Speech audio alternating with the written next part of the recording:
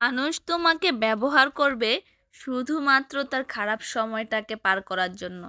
তার খারাপ সময় পার হয়ে গেলে তোমাকে ছুঁড়ে ফেলে দেবে। Welcome back to my another new blog. কেমন আছেন সবাই? আশা করছি সবাই খুব ভালো আছেন। আমিও ভালো আছি। পৃথিবীটা আসলে স্বার্থের খেলা। আসলে আগের যুগের মানুষগুলো না ছিল যেমন সহজ সরল নরম মনের, ঠিক এখনের বর্তমান যুগের মানুষগুলো না ততটাই কঠিন এবং ততটাই কঠোর।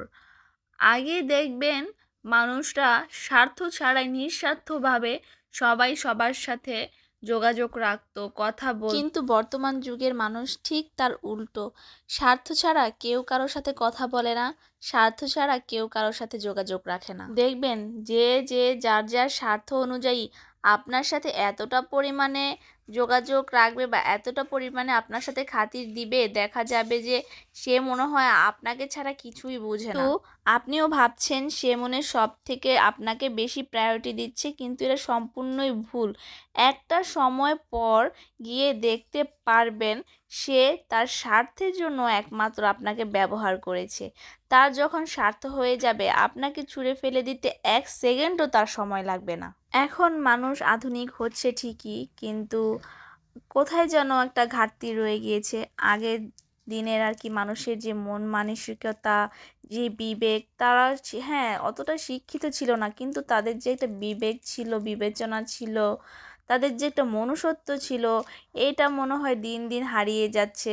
মানুষ যতই শিক্ষিত হোক না কেন বা আমরা যতই পড়ালেখা করছি না কেন, হ্যাঁ কিন্তু কোথাও না একটা ঘাটতি রয়ে গেছে, যেটা আর কি এখন দিন দিন সবার মাঝে বিলুপ্ত হয়ে যাচ্ছে। আর যার জন্য মানুষের মাঝে এখন হৃদয় বা ভালোবাসা বলে একটা জিনিস যে থাকে, এই জিনিসটা এখন আর খুঁজেই পাওয়া যায় না। মানুষ দেখবেন সে যার যার নিজের স্বার্থের জন্য অন্যকে ব্যবহার করতে 1 মুহূর্ত বা 1 সেকেন্ডও দ্বিধাবোধ করে না, কারণ এখন মানে এরকম একটা অবস্থা হয়ে গিয়েছে সবাই নিজেরটাই সব থেকে বেশি প্রায়োরিটি দেয়। যাই হোক, কথাগুলো বললাম মনে পড়লো, বা এখন আর কি যেরকম দেখছি মানুষের মন মানসিকতার সাথে সব কিছু মিলিয়ে কথাগুলো বললাম আর কি।